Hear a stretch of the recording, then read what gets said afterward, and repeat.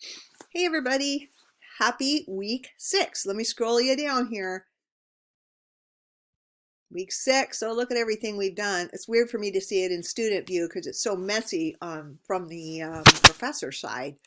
It looks like a messy desktop. Anyway, this is your official launch for week 6. I'm happy to tell you, you are well over the half mark of the quarter.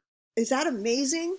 So here you see launch week 6, and as you know, as I'm recording this screencast, your launch will be placed right in here. I've got several, let me just sort of show you what the curriculum looks like for the week. I've got several writing-based helpers, I guess we could say modules that will help you. Comma story and how to use a semicolon. These are both very short videos, as is this active versus passive. I expect you to watch all 3 of these, okay? Probably all of us could use a refresher on commas, and certainly many of you should be using semicolons in your writing. If you're not using semicolons, you're not creating complex and compound sentences, which you probably should be doing at the college level. Likewise, you should be writing an active voice, not passive voice. So if you need to be reminded on those 3 things, and I suggest we all do, please engage with those components before the quarter really starts. I give you a little really kind of a quick and dirty, I call it, a look at Wikipedia, using Wikipedia in college. It's not termed a huge no-no like it used to be. Of course, we don't want to cite it in a paper, but I think a lot of us, if not most of us, use Wikipedia for general things. Okay. So I've got another section here, how to upgrade your writing by getting rid of to be verbs. And this entire component will take you about an hour. Okay, I'm giving you ways to eliminate the to be verbs with these strategies. You start here. You go to number 2, you go to number 3, you go to number 4, you go to number 5, you go to number 6, and then you take the 10-point quiz on all of these things, all right? The to be verbs are the ones that I've been mentioning. If I graded your paper and I said you seem to have an overdependence on to be verbs, they are really, the verb forms of be, is, am, was, were, are, have been, being. All of the to be verbs are helper verbs, and we need them in our language, but we don't need them so much in our college level writing. They tend to create wordy, low level sentences that really kind of, I see they're good. The to be verbs are necessary when learning to write and speak. However, I think that college students over depend on them, treat the to be verbs like they're training wheels on a bike. And if you've ever worn training wheels longer than you need to, they actually slow you down. So, it's about time to take off the to be verb training wheels and start learning how to compose. You start with them, but then try and weed as many of them out as you can. All right, now we go from focusing on these verbs to how to write strong paragraphs. So it's beyond how many lines is a paragraph. What are the actual component pieces that make a strong paragraph? And strong paragraphs can make strong persuasive writing, okay? So 5 keys, there's a video.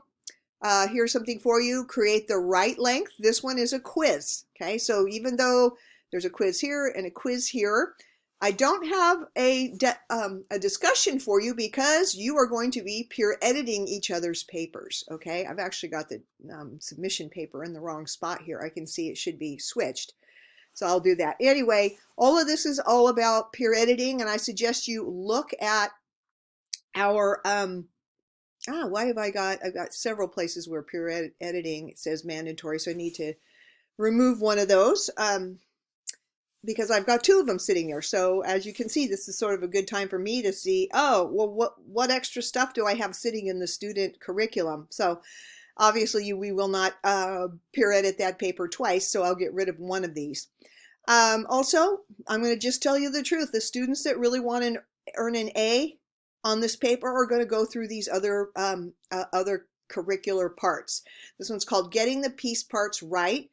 This one's called Last Revision and the Definition Paper, and there's a screencast that accompanies this so that if you really want to know what are the A students doing, what are they doing differently than the other students to get A's, Well, part of it is they revise, and they continually revise until they're happy with the piece. They don't turn in what's called a one draft wonder.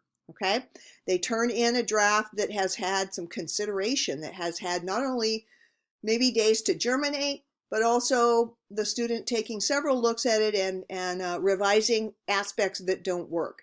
Okay, if I could say the biggest success for these A students is going to be that they take the time to revise carefully.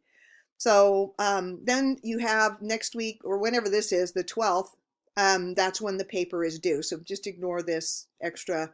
I can't erase it from here because I'm in student mode. So you can see that this week isn't as full of, I don't know, we're kind of just focusing deeply into the kind of the English teachery, English class, not English teachery, but the English class feel of writing, where we're talking about the mechanical things in writing, like commas and semicolons and the to be verbs and passive and active voice and the length of your paragraphs and whether you should revise or not. And then also, how do you peer edit a peer's paper? So all of that is happening this week. Everything should have dates and times for you that are clear. So good luck with this week. Keep working on that definition paper of yours, and don't forget to attend my office hours or drop me an email if you're confused about anything at any time. Best of luck to you in week 6, everybody. I've got all the confidence in the world that you're going to rip right through this curriculum. So have at it, people.